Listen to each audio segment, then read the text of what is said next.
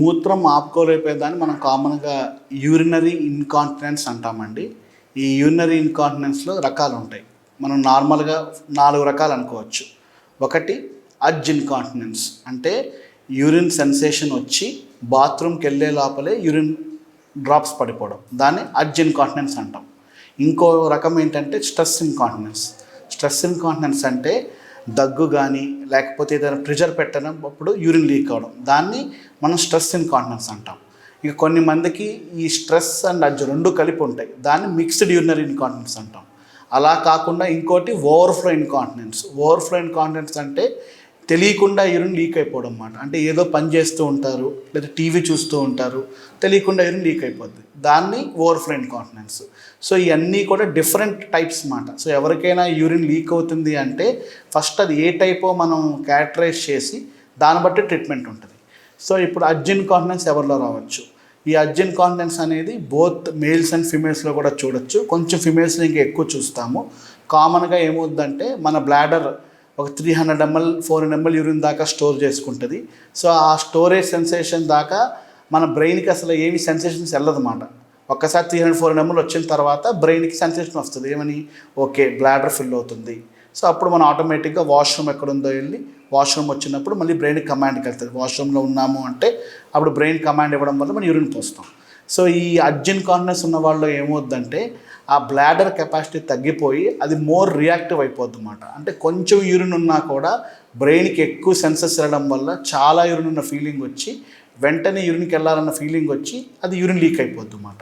So commonest cause వచ్చి infection.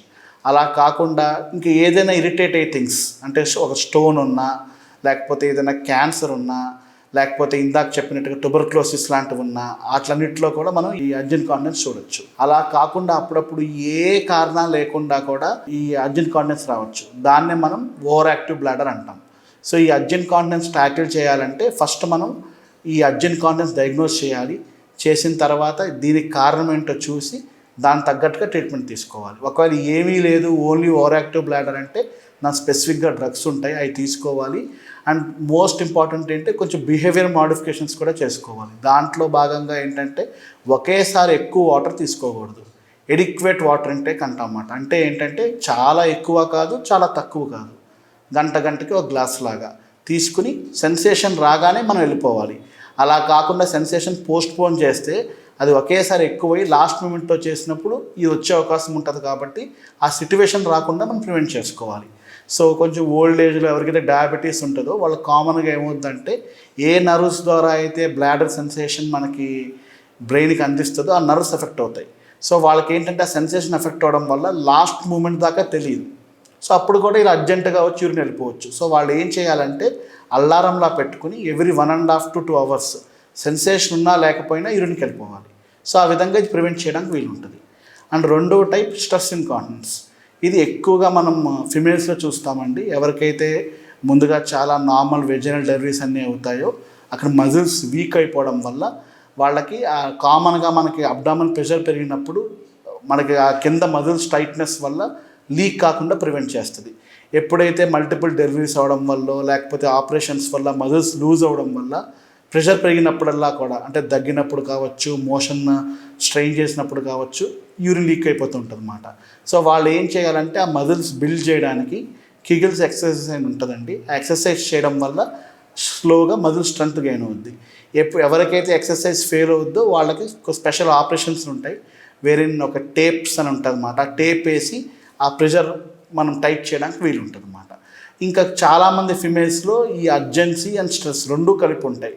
అప్పుడు ఈ అర్జెన్సీనేమో ఇందాక చెప్పినట్టుగా మందులతో ట్రీట్ చేసుకుని ఈ స్ట్రెస్కి ఏమో ఎక్సర్సైజ్ చేసుకోవాలి. ఇంకా లాస్ట్ టైప్ వచ్చి ఓవర్ఫ్లో ఇన్కాంటినెన్స్. పేరులోనే ఉంది ఓవర్ఫ్లో. అంటే ఇప్పుడు మన దగ్గర పాట్ ఉంది, దాంట్లో వాటర్ పోసిన తర్వాత ఆ పాట్ అంతా నిండిపోయిన తర్వాత పక్క నుంచి లీక్ అయిపోద్ది. అదేవిధంగా ఎవరికైతే కింద అంతా బ్లాక్ అయిపోయిందో వాళ్ళకి ఆ బ్లాడర్ అంతా ఫిల్ అయిపోయిన తర్వాత ఆటోమేటిక్గా స్పిల్ అయిపోద్ది అన్నమాట. సో ఈ ఓవర్ఫ్లో ఇన్కాంటినెన్స్ ఉండాలి అంటే గ్యారంటీ యూరిన్ నుంచి వచ్చే పాసేజ్లో ఏదో బ్లాక్ ఉండాలి. ఆ బ్లాక్ ప్రోస్టేట్ వల్ల అయి ఉండొచ్చు, లేకపోతే స్ట్రిక్చర్ వల్ల అయి ఉండొచ్చు, లేకపోతే ఆడవాళ్ళు మీటోస్టినోసిస్ వల్ల అయి ఉండొచ్చు. సో ఫస్ట్ ఆ కారణాన్ని ట్రీట్ చేస్తే ఇది మనం ప్రివెంట్ చేయడానికి వీలుంటుంది. సో ఈ విధంగా యూరినరీ ఇన్కాంటినెన్స్ అంటే కారణం బట్టి ట్రీట్మెంట్ ఉంటుంది అన్నమాట.